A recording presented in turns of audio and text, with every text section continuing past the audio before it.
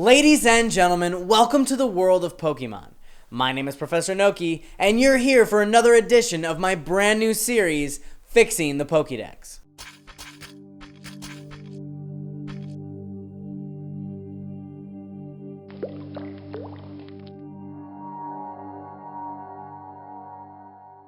Today, we're going to take a look at everybody's favorite shark Pokemon from the Sinnoh Region, Gible, Gabite, and Garchomp. These Pokemon gained wide popularity, probably due to the fact that Garchomp was very competitively viable, and he actually also appeared in the side game Pokken Tournament. And of course, not to mention, the entire evolutionary line was the center of many a great Pokemon theories right here on YouTube. Now, I'll save the entire breakdown for those amazing PokeTubers who came before me, who have already covered this in depth, though the brief summary of these theories comes down to the fact that Sharpedo and Garchomp seem to have a lot of similarities that would point to the fact that they are somehow related. To begin today's analysis, we have the first stage evolution, Gible. Arguably the cutest. Classified as the land shark Pokemon, it is both dragon and ground type, and can be found with one of two abilities, either Sand Veil or its hidden ability, Rough Skin. In battle, Sand Veil actually allows any Pokemon that possesses this ability to be completely unaffected by sandstorms, and also any moves that are used against this Pokemon have a lowered accuracy. Outside of battle, this is one of those special occasions where a Pokemon's abilities can actually affect a player's experience. If you have a Pokemon with this ability at the beginning of your party, and you go into an area where there is a sandstorm raging, wild Pokemon will be reduced by 50%. As for Rough Skin, this ability actually allows any Pokemon who possesses it to actually inflict damage back upon any Pokemon that tries to use a contact move against it. This damage is calculated as 1/8 of the attacking Pokemon's maximum HP. In the wild, Gible can be found with a gender ratio of 50% male and 50% female, and also carries a catch rate of 45, which is 11.9%. When it comes to breeding, this Pokemon belongs to two different egg groups, being both monster and dragon, and the hatch time for this Pokemon is between 10,280 and 10,536 steps. Gible stands at just 2 feet 4 inches. However, it weighs a whopping 45.2 pounds, and 70 is its base friendship level. Now, what does the Pokédex say currently for Gible? Originating from a tropical area much hotter than Alola, it lives in small horizontal holes inside caves to keep warm with geothermal heat. Lying in wait to pounce on prey or foe that decides to wander too closely, it delivers powerful attacks using its huge mouth, though often hurts itself out of clumsiness. So, what's exactly wrong with this Pokédex entry?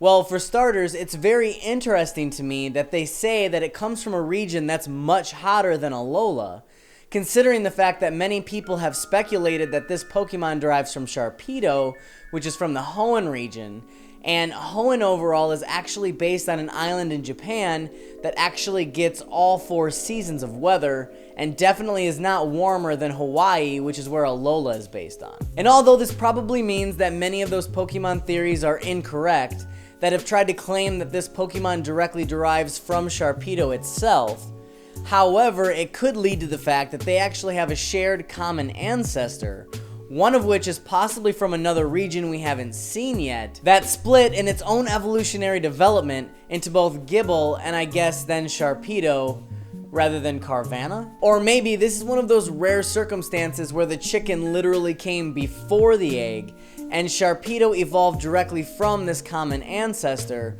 but when it started reproducing, it produced Carvanha instead. Either way, the Pokédex entry definitely leaves out a lot of the main points that would allude to the fact that this Pokemon probably at some point didn't have legs and didn't live in many of the regions in which it currently inhabits. Otherwise, the overall Pokédex entry itself does give the trainer a pretty good indication of what to expect when encountering a wild Gible. So how exactly would I fix the Pokédex for Gible? This Pokemon originated from one of the hottest regions in the entire world of Pokemon, alongside other Pokemon like Yungoos and Caparaja. It then migrated migrated onto colder regions, where it had to adapt by living inside caves, deep within holes to stay warm with geothermal energy. Potentially sharing a common ancestor, it includes many of the same traits as another shark Pokemon, Sharpedo, including its large and menacing mouth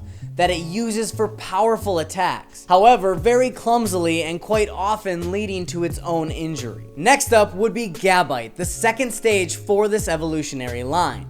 And although it's now classified as the cave Pokemon, it still maintains both ground and dragon typing. Not to mention, this Pokemon pretty much shares all the same statistics for its wild encounters as its pre-evolution, from its abilities, gender ratios, catch rate, and even its breeding statistics. Though this Pokemon has grown to now be 4 foot 7 inches and weigh 123.5 pounds. And what does the Pokédex say on this one? This Pokemon digs to expand its nest, finding shiny gems that it hoards along the way. Because it loves shiny things so much, it is actually known to defend the Pokemon Carbink adamantly from other Pokemon like Sableye that wish to eat it. So again, what is wrong with this Pokédex entry? Well, for starters, it almost entirely focuses on this Pokemon's love for gems and the fact that it hoards pretty much all shiny things in general. Only briefly touching on many of the other important attributes about this Pokemon, like the fact that they actually live in nests that they're very territorial over, or even the fact that this Pokemon moves with extreme speed, slashing enemies with its very sharp talons and razor sharp teeth. In fact, I would go as far to say that this Pokédex entry doesn't do a good job at all at providing the trainer any indication of what they might encounter if they were to come across a nest of Gabite out in the wilderness. So, how do we fix this Pokédex entry? This Pokemon lives in large nests that they are very territorial over, hoarding within piles of gems and other shiny things that they covet, to defend its nests against any intruders, including other Pokemon like Sableye, who seek to steal the Carbink they collect from their nest to eat. Occasionally, when a shed of skin from this Pokemon is found, it can be ground into a fine powder and used in herbal remedies to cure basically any illness. Lastly, we have arguably everybody's favorite Garchomp, the final stage of its evolutionary journey.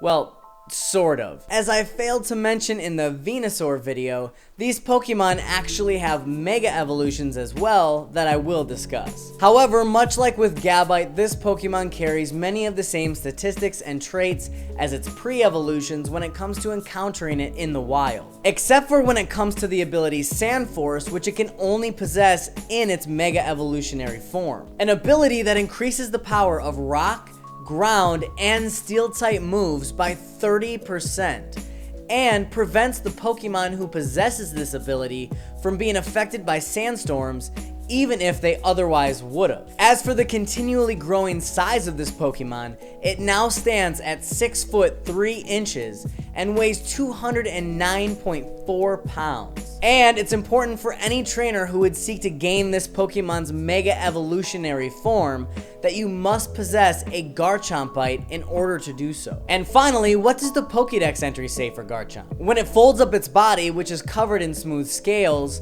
it extends its wings and resembles that of a jet, which allows it to be able to fly at supersonic speeds. The protuberances on its head act as sensors that can detect prey for miles away.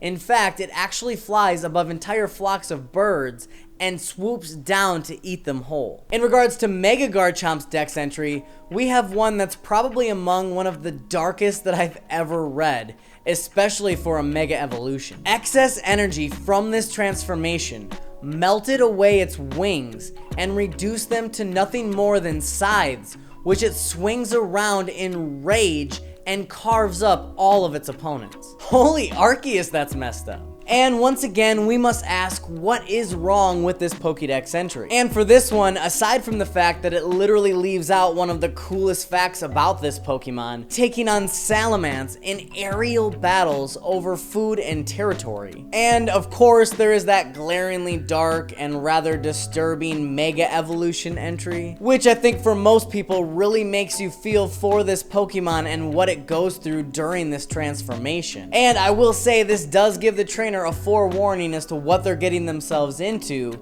should they decide to mega evolve this Pokemon to begin with. Although I really don't think it does Garchomp a lot of justice when it comes to why it goes into this rage after it loses its wings. So to round it all off, how do we fix Garchomp's Pokédex entry? This Pokemon folds up its body and extends its wings.